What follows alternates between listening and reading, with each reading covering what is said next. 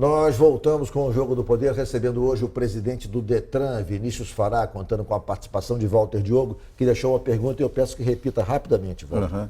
Eu disse a você uma coisa bem simples.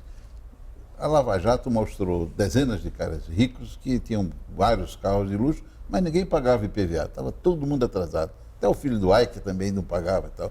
E eu queria saber de você o seguinte, como é que é a inadimplência no Rio? Quem que paga? É o pessoal do interior, o pessoal da Zona Norte? O rico não paga mesmo, tem carro. Existe variação de comportamento? Não, a gente não tem como medir isso. O que a gente sabe é que é um tributo que não é do Detran do Rio, lógico. O IPVA é um tributo nacional, isso tem que ficar bem claro, senão parece que o Rio é que cobra. Lógico, o IPVA é um tributo nacional, todos os Detrans aplicam essa cobrança e todo cidadão é obrigado a pagar.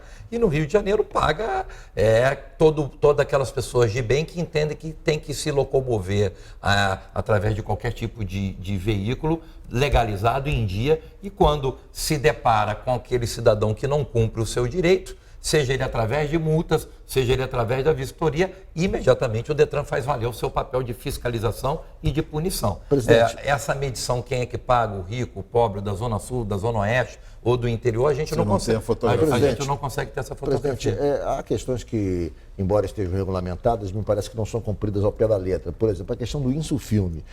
Com a proliferação de carros Uber, quase todos estão com insufilmes bem fortes. Quer dizer, há algum tipo de fiscalização? Me parece que quase a maioria contraria a lei, porque usam insufilmes muito acima dos permitidos. Não é responsabilidade do Detran fiscalizar algumas exigências definidas pelo Conselho Nacional de Trânsito ou pelo Denatran ou por uma série de outros. O Detran, na verdade, é por isso que eu falo, mais ou menos funciona como uma multa. O cidadão paga uma multa que ele foi multado numa rodovia federal ou numa rodovia ou dentro do centro da cidade do Rio de Janeiro e acha que é o Detran que está multando. Então, da mesma forma que algumas regras do Conselho Nacional de Trânsito, que é definida valor, cobrança e penalidades, nem sempre a receita é do Detran e muito menos o poder. Quem fiscaliza? Exatamente. Guarda Municipal, Polícia Rodoviária Federal, Polícia Militar, são os agentes fiscalizadores. Deveriam ser. Não, são. Presidente, além de a multa, obviamente, é um recurso útil, importante, quando há transgressão da lei, mas é importante que se crie uma nova conscientização do motorista, que se reeduque o motorista. Há motoristas que vão para a rua e dirigem de forma agressiva, de forma violenta, não respeitam o ciclista, não respeitam o pedestre, ou seja, como é que o Detran atua nesse objetivo, nesse caráter? Quer dizer, há cursos de reeducação do motorista, há cursos para melhorar a conscientização do motorista nesse sentido? Total. Então, logo assumimos a diretoria de educação de trânsito, a gente aumentou em mais de 500% a oferta de novos cursos, justamente para a gente dar essa repaginada e atualizada nos condutores. E, além disso, o Detran sistematicamente tem feito campanhas educativas, não só nas vias públicas, mas também em todos os veículos de comunicação, levando ao cidadão novas campanhas que não só conscientizam, mas também mostram o risco do cidadão não se adequar às regras nacionais de trânsito e os riscos que ela coloca não só para o cidadão, mas para si e para todos os seus familiares. Vinícius, você é vinculado a um grupo político do PMDB, que está à frente do governo do Estado há muitos anos.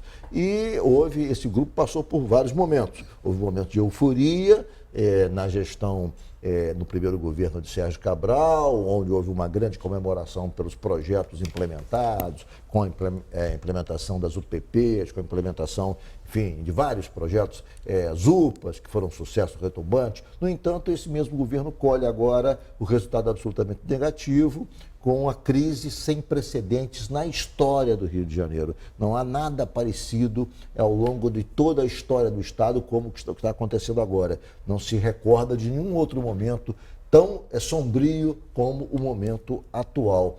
O senhor acredita que o seu grupo político, o PMDB, tem condições políticas de permanecer à frente do governo do Estado, ser bem sucedido numa nova eleição? Ou o senhor acha que estamos nos aproximando de um momento de transição no comando do Estado? Eu acho que o PMDB reúne não só no estado do Rio, mas em todo o país, quadros competentes, quadros atualizados que possam sim continuar governando o estado do Rio, qualquer estado da federação.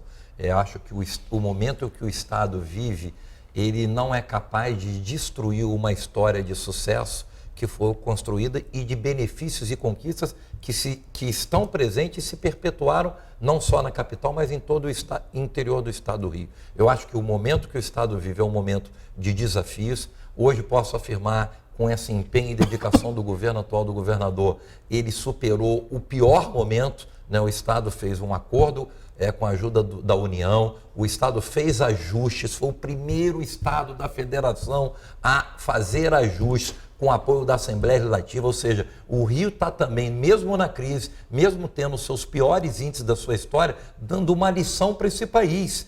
Porque muitos estados que estão vivendo o mesmo problema estão com dificuldade de reverter o quadro. Por quê? Porque os seus gestores municipais não tiveram coragem de tomar medidas antipáticas ou, quando tiveram, não tiveram o entendimento do Poder Legislativo na aprovação dessas novas leis. E no estado do Rio, o governador Pezão foi firme, foi coerente. O senhor não acha que ele só tomou essas medidas porque foi premido pelo governo federal para poder firmar o acordo? Porque há muita crítica de que essas medidas deveriam ter sido tomadas lá atrás, antes de 2014. Ou seja, em 2014 houve uma proliferação de aumentos por funcionalismo de maneira um pouco desordenada que, na verdade, contribuíram para agravar a crise. E todas essas medidas tomadas agora foram muito decorrentes de exigências do governo federal para assinar esse acordo de recuperação fiscal. Eu discordo, Ricardo. O governador assinou um decreto limitando uma série de gastos, reduzindo despesas muito antes dessa possibilidade